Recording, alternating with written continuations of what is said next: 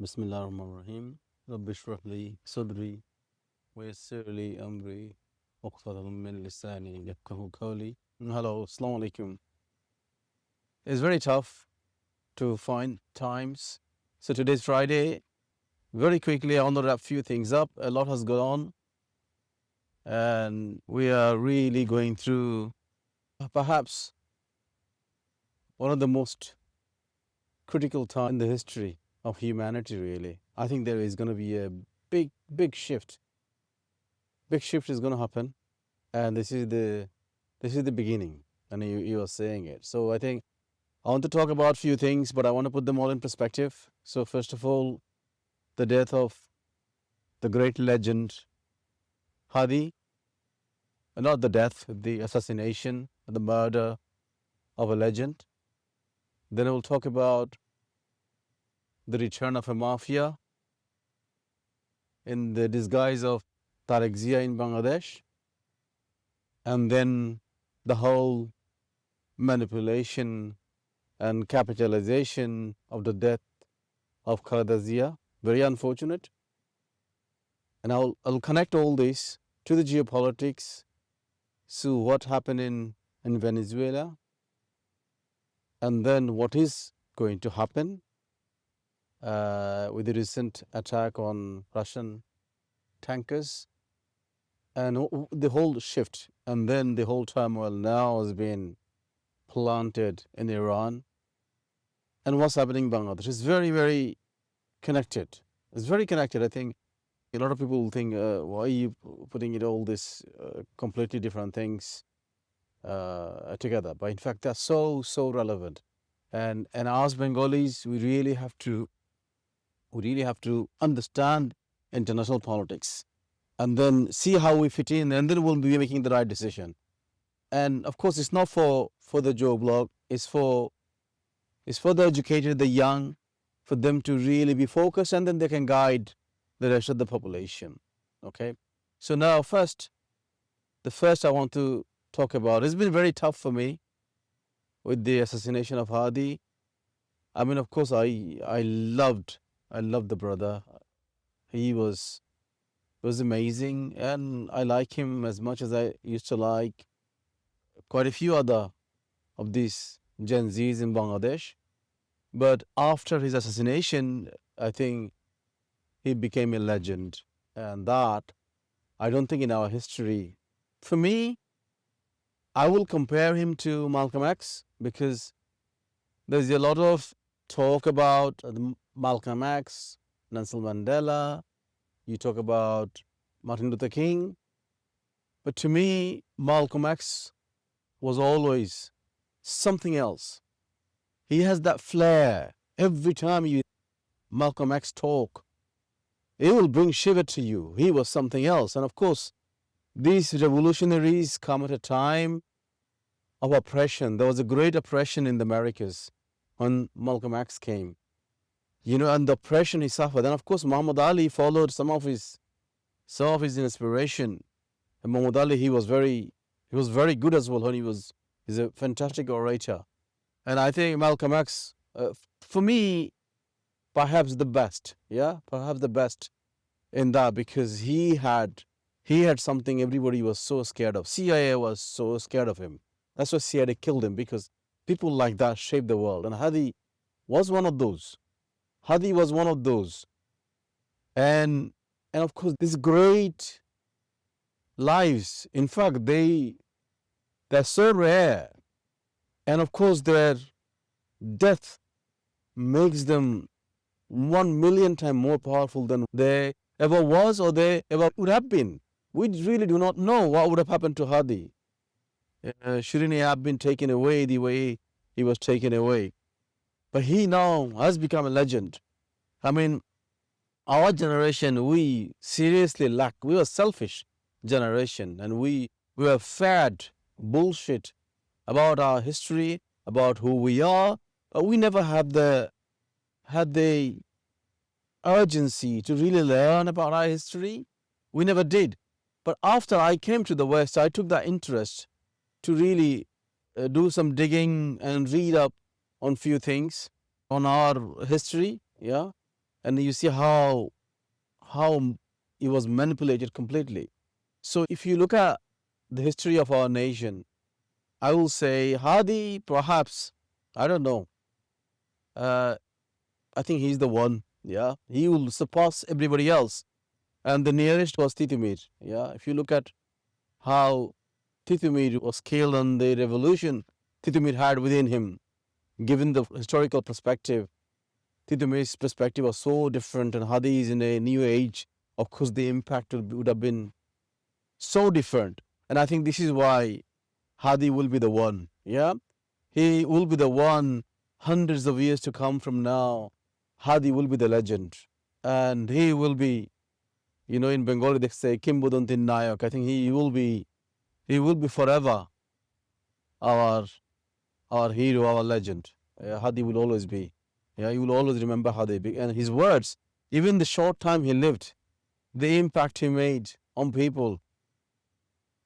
I know of women like they don't know Haadi, they don't know anything about Haadi, and the strangers they cry here in this country. Every time they hear a story about, they start crying, as if somebody so close to them was murdered. I think that's how people feels, and it's all over the world. So Haadi is a phenomena, and you can see there's a suppression by some morons of BNP. Somehow they find it threatening. Bunch of idiots. They will be irrelevant from Bangladesh anyway, and Haadis will be the legend of our nation. Yeah. So I think a lot of people say a lot of things about Haadi, and I'm just going to write a book myself about the inspiration of Haadi, because the history is very short, but the philosophy of Haadi, the political philosophy, the social philosophy of Haadi is something revolutionary. Not that nobody has spoken about it before. It's very, it's not, he didn't invent anything, but he kind of applied a humanitarian politics, a loving politics, an ideological politics. A lot of people write about, nobody practices it. And Haadi is the one who practiced it. Yeah? He's the one who practiced it. And it's kind of showing the way for other people to follow him.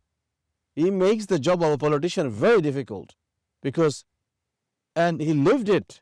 He's not a prophet. He was a normal human being. He lived it. He's shown the world how to play politics, how to be close to people, even within few months. Yeah. So that is as I said, that impact is already made, and the stories will be written about him. Yeah. So I don't want to talk much about and much more about Haadi. I think enough has been said by a lot of people, and I think all I will say is to all Bengalis, you must never even try to. I don't think you can forget him. People will try to erase that memory, but they will not be able to do, because because kids who saw these from 5 years old onward in this day and age, Haadi is in their head already. There's nothing anybody can do. That legend will always live on. Yeah. But the justice must be served. There is a conspiracy, and of course, the mafia of the state, the gangsters who run Bangladesh.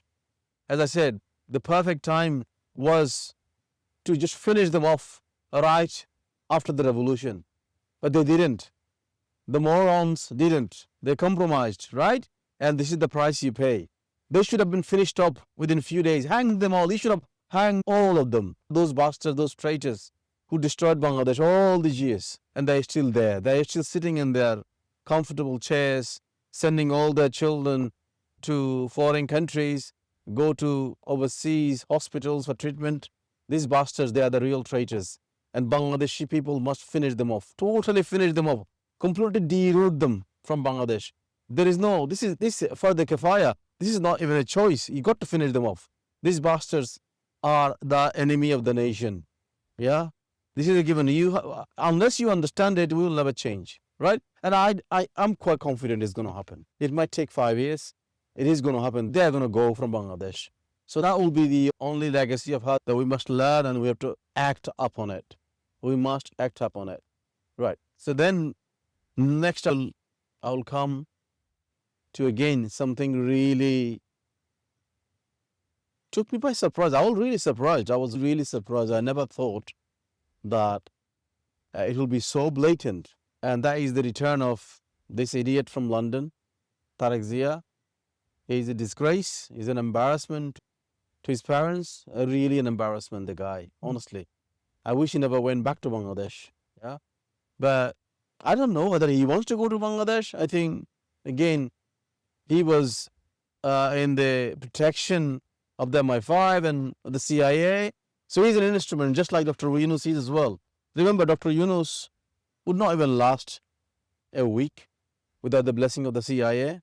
We all know that. And still, if you do your maths, Bangladesh did not have a choice because you've got such a enemy like India and then the Nazis, the BJP. We have to kiss some frogs. So I think America and the CIA, we just have to live with it. There's nothing much we can do. So Dr. Yunus is something we have to live with.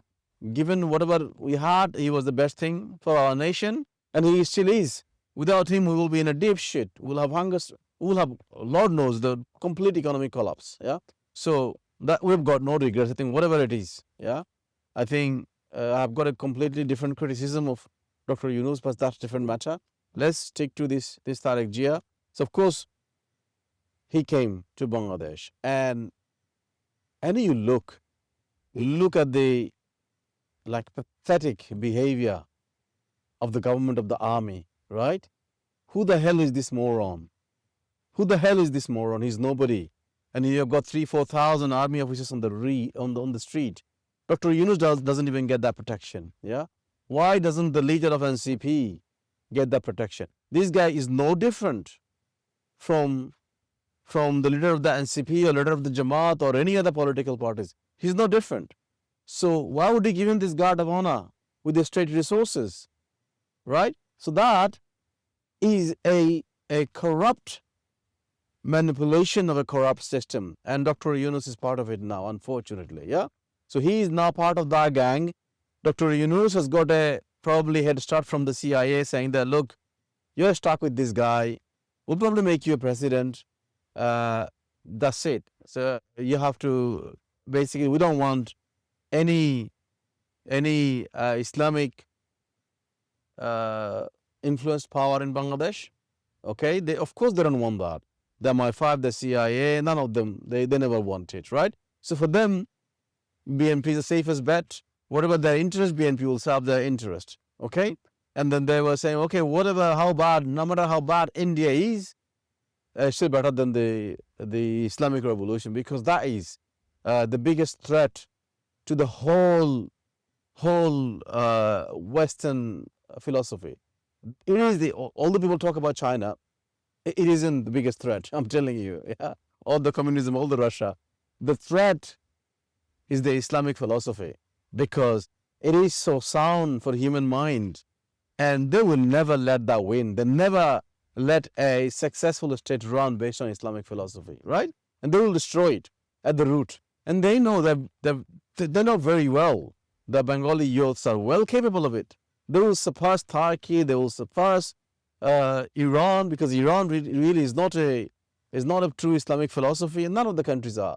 But where the youths are educated, they're modern, they're sophisticated, they can think, there lies the opportunity for the golden age of Islam. And this is why I am so excited. But this young population in Bangladesh was so educated, was so matured. As I said, I think it just makes me so proud. And this is why they can sense the threat. The West, that's why they want the BNP, because they want the status quo. They want that corrupt thugs, the gangsters, the Sandabas. They want all that in the country, because they know their interest will be served. The masters will be served by the concubines of the masters. Yeah, by these bitches of BNP, right?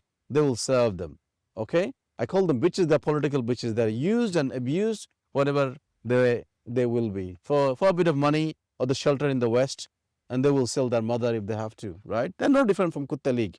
This BNP is no different from Kutta League. And in fact, Kutta League was better. In a lot of ways, Kutta League was a lot better because you can see the animal for what it is. These guys is under disguise. Some of them they don't, but some of them under disguise. They pretend to be somebody else. They are not. They're exactly the same mafia without any ideology. Kutta League had an ideology. Yeah, it might be an awful one, but they believed in something. They believe in the prophecy of some Hitler, right? But they believed in it. Yeah, so it's different. These guys don't even have an ideology. Their ideology is money. It's money and power. It is quite dangerous, right? Okay, I'm just getting distracted again from some talking about Tarek here. So it's a disgrace that so nakedly the government and the army has shown allegiance to this idiot, this moron, ill-educated. He used to be a Sandabas too. This guy has got half a pair of brain cells, no charisma, can't even talk. I have a plan. The moron says, I have a plan. He wants to copy Martin Luther King. Look at the way Luther King delivered his speech. I have a dream. When my children grow up in the nation where the blacks and then white, he was so mesmerizing, so powerful. He has a dream, but he made very clear of what his dreams was, right? And this moron, I have a plan, yeah? Thug. And then you have a plan, but you don't know what your plan is, yeah? Idiot. So this guy has got zero charisma, yeah? And if this guy is in power of Bangladesh, we are back, 50 years back. You just think about that's it. The whole July will be destroyed, everything will be destroyed. And this puppet, no matter what that he's got no vision, of course, then he will be implementing somebody else's vision. And he doesn't even have the mind to even decide what is good for him, regardless of something else. Yeah. His family is in the West. His daughters are raised in the West. Yeah. These kids my kids are probably more politically aware than them. Yeah. And then more ideologically more solid than his kids. They lived a cocoon life, have got no idea of Bangladesh. Now they go to Bangladesh and they get an honor of, like that, even cats get an honor. It's a freaking disgrace. It makes me so angry, makes my blood boil. Yeah.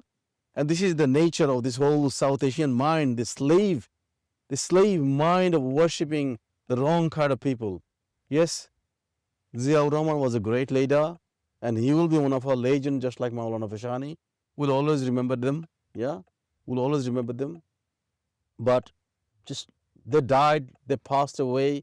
Just let them die, and let's finish that legacy. And I think I wasn't fond of Khaleda Zia, I thought, because she came to power, whatever, because of her husband. But for her struggle, what she has gone through, uncompromising struggle, even she didn't have much of a charisma, even she wasn't very educated, but she loved her country, and her Muslim, her whole suffering of her life, that I think made her, in fact, to some extent, I will say, you will give her more credit than Major Zia in a way. Yes, Major Zia was very charismatic, visionary, with short-lived life. I think Khaleda Zia is another. She became a political heavyweight because of the sufferings, not because what she has achieved, because of her suffering by the butcher of Bengal, right? That made her great. And I think, and this BNP today it's nothing like the BNP of Major Zia or his wife. Yeah. So this BNP is like Kutta League. So I think when Khaleda Zia died, the BNP, the dream for Bangladesh died with her. And I think this is how our nation must treat BNP. I think the death of Khaleda Zia is the death of BNP. And rightly so. That's the way we should think the future of Bangladesh. Then we have a new political beginning. And we have to dream in that way, right? So to sum up now, and of course, Khaleda Zia had probably the greatest honor of all. And I think if I were to now, we had two deaths, right? We had the death of the Haadi and we had death of Khaleda Zia. So how would you characterize them? I think for me, as I said, Haadi is the Malcolm X. He is the Malcolm X. And that's it. That's the role model, right? And death of Khaleda Zia, probably not. I think death of Zia, I will say he's like a John F. Kennedy. Yeah, that kind of impact. Yeah, the impact of John F. Kennedy, the way it made Zia's death was something similar. And Khaleda, I think I will characterize in that way. It's in that political narrative of something similar to John F. Kennedy, right? That kind of death. So of course they're impactful. They're like historically they're very profound, and they are that. But the hierarchy, the legends are legends. The Haadi is the legend. Yeah, Hadis will never come in our history. We don't, as I said, after Titumi, this is what we have. But Haadi has raised the bar so much. He's the legend for Bangladesh, right? So it's completely different thing, and the generation he inspires. So that's completely different. So we talked about Haadi, we talked about uh, Khaleda Zia, we talked about Tarek Zia, right? So now I think I want to just very quickly move on to the international politics of it. Now, of course, you've got an election coming.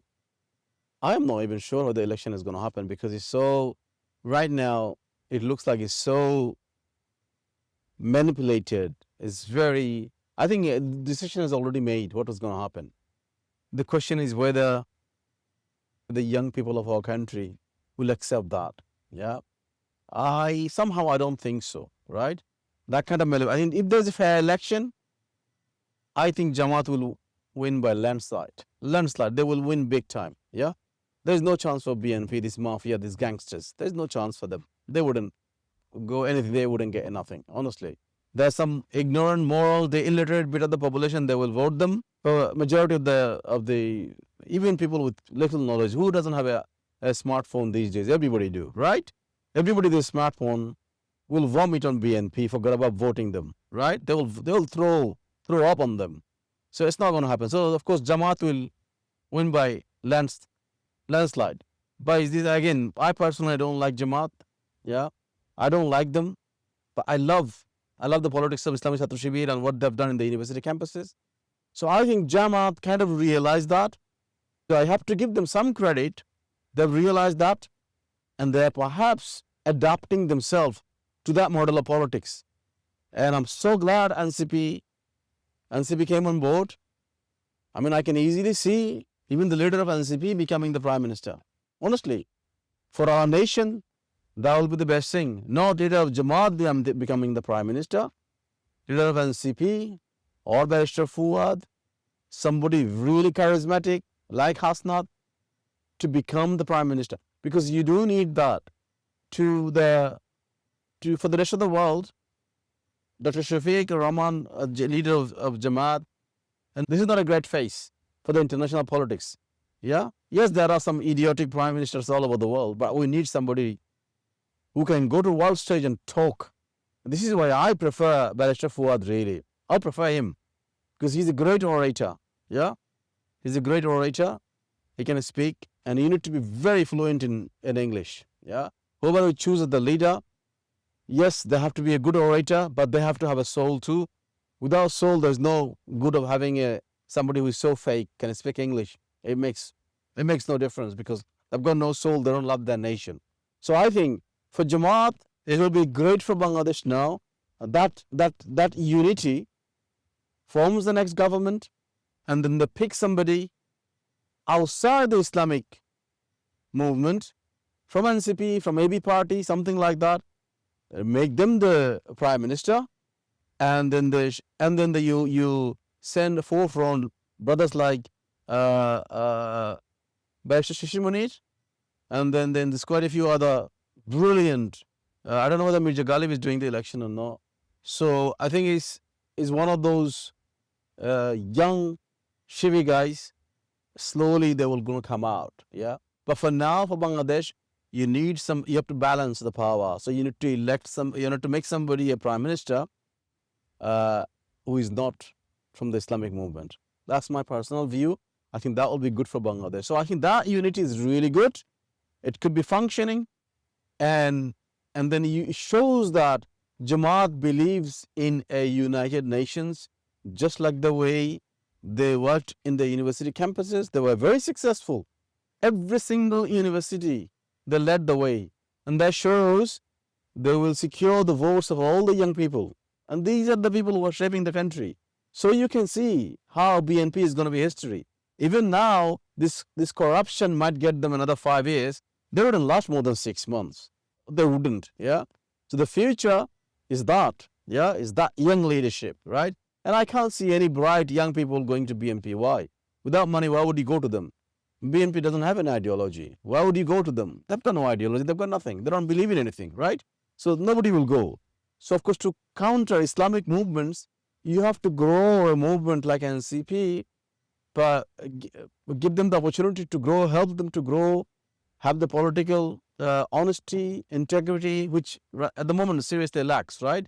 The young kids, some of them gets influenced, they do the wrong thing, right? It will happen. But they are the bright future of our nation. This is why, the nation have to help them to build these future leaders. There's some really good leadership. Look, Hasnath is one of the great so far, He's one of the brilliant, uncompromising leader, and they'll kill him off. These good people, they will kill him off. You will see, Anybody who is good for our nation, they wouldn't allow them to live. So again, it's for our nation to make sure we look after youth, our promises. We have to look after them. So now, just coming to the whole international politics of it, look what has happened to Venezuela, right? It's like, I was almost laughing. It's like, you see gangster, right? This is gangster in action, right? They talk about civilization, Western civilization. There is no Western civilization. Like after Gaza, there is no Western civilization. It's dead, right? But the end has already started. They're dead. This civilization is dead. The civilization, when do they die? They die when they lose the moral narrative. They never had any moral, but at least they had a narrative, right? And after Gaza, that died. That moral compass, that moral leadership completely died. Now, they went on complete, like they're naked. Trump is not naked. He went and invaded a country, picked the president up. I mean, can you believe it? He doesn't even hide. Oh, I want the oil from Venezuela, next time I'm going to take over Greenland. He's just like, it's unbelievable. It's like you read those kind of things in Western books, like this cowboy books. That's what it is now. And this is what's happening in international politics. NATO died. It's just gonna die, right? Western civilization died. They've already started dying, finished. And then you see, wow, what is going to happen now? So what is going to happen to the world now, right? So on one hand, you've got a major power like Russia they think Russia is their true enemy. In fact, Russia isn't, because Russia does not have an ideology. It's dead. Communism is dead. Russian ideology is dead. So they are like almost like a byproduct of the Western capitalism. So yes, Russia is very powerful. Russia does not have an ideology. China, again, also lives in Western ideology. China doesn't have an ideology of its own. These are very powerful nations, but they don't have the ideology. The ideology is something on which civilization is built on. You need that. Without that, it's going to be very tough for a civilization to survive. So I am convinced, I'm convinced the civilization that is in direct competition with the Western dying civilization is the Islamic civilization. And I will not be surprised if big powers like Russia, like China, adopts Islamic civilization. I will not be surprised at all. Like the Romans, they adopted Christianity. Why did they adopt Christianity? They knew that is what they can use to empower them to their colonialization, colonial power, right? I would not be surprised if both China and Russia, they lean toward an Islamic model. They don't have to say, they don't have to become a Muslim to run an Islamic model. The Islamic model is so powerful, so strong, I can easily see these powers adopting Islam, honestly, as an ideology. And then you'll see, and that is the future, right? And this is where we have to see, this is the vision you have to see. And then you will start to see everything makes so much sense. Everything makes sense. Now, why Bangladesh? Right? Why Bangladesh? And this is why it makes me, as I said, I think as soon as I get an opportunity, I will go back to Bangladesh. This is why I want to leave my last days. I think this is why Bangladesh is such a hot spot for this for the beginning of this civilization. July, I want to believe that July was the starting of this civilization. I think from Bangladesh, the leadership for the whole world is going to come. This is where it starts. Yeah, this is why, because we've got such a young, educated population. Our job will be to make them a global asset, the global leaders. They can talk with confidence. They can write books, and they can these concepts I am talking about. I think these kids has the potential because everything around us is collapsing, right? You look in the West, it's collapsed. They've got no moral. They're dead. Their civilization is dead. Their society is breaking down. The racists are taking over. Look, like it's a Friday now. In some areas, I'll be scared to walk around. Yeah, because the racism is so much on the up. Yeah, all over Europe, racism is up. These thugs, they're like ignorance morons, and they will drag their civilization. Basically, it's collapsing anyway. They will help that collapse. They will just fast track the collapse. This is happening to Western civilization. Yeah, and of course, China is going to be very powerful. Economically, they'll be very powerful, but they're very shallow in terms of the mental strength of their character, their ideology is spiritual ideology is very much missing from Chinese, and this is where I think the Islam is going to go. Islam is going to resurrect them, yeah, and this is why Islam is going to be very, very, very, very powerful. Yeah, I strongly believe in that. Okay, so this is I was talking about why does this Trump's kidnapping of the president and all that, how does it all relate back to Bangladesh? Now you can see, yeah, because we are seeing the beginning of the end of Western civilization. And then there will be a vacuum, right? There will be a power vacuum, political vacuum, moral leadership vacuum. It will be because the Western hegemony, they have dominated that field for a very long time. Yeah, it's finished now. It's dead. Yeah. Now the new philosophies will be born. New ideologies will fill the space, and that's where we are. That's where we Muslims are, right? And we got to be very, very careful. Yeah, we've got to be very careful that amongst us we've got the nutcases. Yeah, of the long beard with topies. Just think, you put the beard long and then you wear topies and you talk shit half the day. Yeah, you start fighting about Zolin and Dolin, who can cut how much beard, who can do how much, all this bullshit, fatwa conversation. Yeah, a lot of Muslims are engaging. They just kill each other for nothing. Yeah, because their understanding of Islam is so shallow, right? And of course, we've got so much dogma in our faith. So much dogma. It's not because of the faith. It's because of our own ignorance. So you have to elevate. You have to elevate the masses, the ummah. You got to elevate them. That knowledge level got to be elevated, right? And this is where the young people will come in. And I think there's no nation on earth, yeah, more prepared than these Bengali Gen Zs. This is why I'm so optimistic. Yeah. Yes, some of them like this girl, Tasnim Zara. I liked her, and then you can see she also has this itchiness about Islam. Yeah, the amount of time she's invested learning medicine. I wish she spent some time learning Islam. She was in the West. She had perfect opportunities, because if you come to the UK, you'll see how most of Bengalis don't practice when they're in Bangladesh, but when they come to the UK, they all start practicing, because they can see the glorious practice of Islam. In the West, you see it more than what you see in Bangladesh. Yeah. Now we're beginning to. It's changing, but it's a shame. A girl like her, she's got this Islam itchiness, this ignorance. She does not understand. She's not politically matured. You don't just look at Jamaat of the past and then form a judgment, and it's politically suicidal what she has done. Yeah. Ultimately, Bangladesh is a nation where 90% people are Muslims, right? You can't do politics in Bangladesh without embodying Islamic politics. Yeah?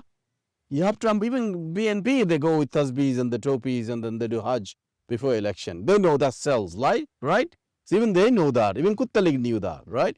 So this is the politics. Whether you are, but I'd rather you don't play that politics, which in a way I command her because she doesn't know. But I will urge girls like her, because they are full of promises, to start learning about Islam. Start learning about the ideology, the philosophy. Why are you here on this earth? Why are you here? And look around you. Yeah, look what dictates your life. What kind of, when you say something is right and something is wrong, what makes you conclude what is right and what is wrong? Like this whole Western legal system, even it came from Abrahamic faith. It's not that they made it up that this death is haram, killing somebody is so not haram, it's illegal. Why is it illegal? Because it came from Abrahamic faith, it came from the church. The whole system was around Abrahamic faith, right? So it came from there. So you got to understand it. If you don't, and if you live in some kind of dogma that, oh, whatever feels like to me is right. No, it's not. Because what makes you feel about something is all what you have up here. And how does your brain get shaped since you're a child? Yeah? We say when a child is born with a fitra. Fitra is just like, that is, you're innocent. A child is innocent, doesn't have no knowledge. Now, any knowledge you plant in that child, that will shape that child to become what that child is, right? So it's all about knowledge. So if you don't gather the right knowledge, how do you shape yourself? And how can you shape a society? Yeah? This is the problem with most of these girls. Yeah, it's a shame. It's a shame because they had great future. So to just wrap this conversation up, the globe is changing. International politics is changing. And boy, oh boy, our nation is in the heart of it. Yeah, it's in the heart of it. So we should be very, very full. Yes, we don't have the oil. Thanks God we don't have the oil. Thanks God we don't have huge resources. And that will allow us to nurture our talent. Yeah, because we don't get this unwanted invasion, right? If we had too much oil, like the Middle East, they're suffering because if they didn't have oil, Middle East will be so much more civilized. Yeah, so much more civilized. Because of the oil, that was a curse for them, right? So we don't have the oil, we have the talent. And our youth can lead this world at a time when the dominant civilization is collapsing and we are building an alternative civilization. And we are at the forefront of it, as I said. A lot of research needs to be done, a lot of writing needs to be done. This is what Haadi started in his cultural revolution. You want to make that a success in Bangladesh, yeah? And you show a culture, yeah? Of course, his culture is a revolutionary culture because that's what's needed, because you're fighting an oppression, a cultural oppression. That shows a philosophy of how you win a cultural war, right? And that builds a narrative. Then that philosophy, it becomes the Bible for the rest of the world to follow, because everybody has got their unique culture, right? They want to protect their culture. But what we want to do, what Haadi has done, we are making, because remember, Islamic culture is a global culture. It's not a Bengali culture. Yes, we have got a, how can I put it? We just got a Vindaloo curry out of it. We got like a mix. You come here in the world, you restaurant, different flavor of curries, yeah? So in Bangladesh, you've got a curry, a different flavor of Islamic culture, yeah? So, but we have got the global culture embedded in our culture. And we are going to show the world how to revive it. And I'm telling you, everybody will copy it because there is no other alternative out there. Everybody pretty much failed. Yeah. So our job is to learn from all those lessons in Egypt, wherever the Islamic revolution takes place, how they failed, learn from them. Learn from them, don't make the same mistake again, right? Understand your reality. That's why we are in a perfect place. We have got people from all cultures, background, religious, faith, colors. We've got everybody in Bangladesh. Look how many, we've got people like of different faith. Yeah. And wouldn't it be wonderful to see these people, to allow these people, Hindus in Bangladesh, appreciate this great ideology that, look, this is a real peace. Yeah. This is the real peace. These are not dogmatic people. These are clever people with bright ideas for the society. Yeah. And we all grow together. And you show that in Bangladesh, that will become the blueprint for the rest of the world. So yeah, yes, we're going through some tough times, but I am so optimistic about our future, the future of Bangladesh. Yeah, and I wish our youth Don't compromise. This is my biggest request, and I've seen so many of them. It's just like when you've got a nation, uh, like poor nation, people have got no money. It's so easy to fall for money, yeah, and sell yourself. Guys, don't sell yourself. Look at Haadi, yeah, he had nothing. Look, we have lived for so many years. As Haadi said, what's the point of living so long? You live 5 days for this planet. Make that 5 days count. Just be like Haadi, man. Just cherish to be like him. Yeah? What an honorable way to go. Yeah? And that is my message to all the young people in Bangladesh. And then just to wrap this up, right? Whatever is happening in Bangladesh now, there's a massive conspiracy, yeah, to just put BNP into power and then bring back that mafia state, and they will do all that. But I am convinced they're not going to be successful because this generation of kids, they're not going to allow it. So yes, they might concoct something together. They wouldn't last 5 6 months. And I'm telling you one thing for certainty: what we'll do. Bangladeshis, these are generation of Fokinir Bacha. I call them Fokinir Bacha. The reason they're Fokinir Bacha is because they beg for money. Who is keeping Bangladesh economy afloat? Who? Is us. Is us. Is people who are giving their life, leave their family, and they're working day and night overseas, send the money. And this is the money is keeping Bangladesh afloat. Otherwise, we are a failed nation, right? And we will stop that money. We did once. That was one of the, yes, that was July Revolution. The main thing was because the economy was broken. And we broke it. We broke it by shutting down the remittance. And we'll do that. And if BNP comes to power, I'm telling you, it will happen by default. We'll do it. We will run a campaign, we'll collapse. Yeah? Yes, they can go to IMF and make the country bankrupt again, but it will be obvious within few months. They will not be run the country because we'll shut it down. So you fuckers, you BNP fuckers, you be very, very careful what you do next. Yeah? Don't think. We're not going to let you, right? We are not going to let you ruin this country again. Yes, you might abuse, you might control the power, you might do all that bullshit, but we hold the card. We've got the money. We'll stop the money.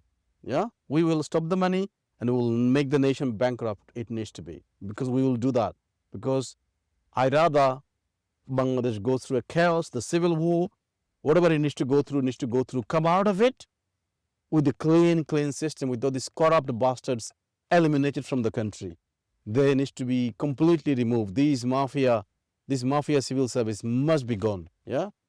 Must be gone. That will be biggest thing for Bangladesh. Yeah, I'll bring AI to the whole civil servant. Sack the fuckers, sack the lot of them. Yeah, sack the lot of them, and then make sure they don't hold any cards. And Dr. Yunus should have done it. This is one of the like sad things about Dr. Yunus. Yeah, if I was him, it's bloody hell. I've already lived 82 years. Yeah, if I live for 5 years and 6 years, I'll make those age count. He could have. He had the chance, but he decided to have a comfortable life. Just ensure his legacy, government bank, his book, whatever.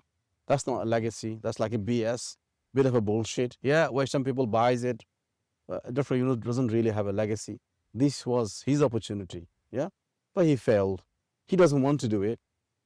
But in a way, I don't blame him. Not everybody is a Haadi, right?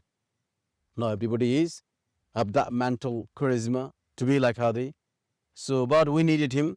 We needed Dr. Yunus in a crisis point in our history. We need him, and he served us, and we have to be thankful to him. But now it's all about the revolution in Bangladesh. Unfortunately, there will be one. If this mafia, if we can defeat them, there will be one, and it has to happen. As I said, given everything I've said, yeah, it has to happen to give rise to that civilization I'm talking about. Yeah, so you can sow the seed of that civilization. Jazakallah khair for listening. Thank you.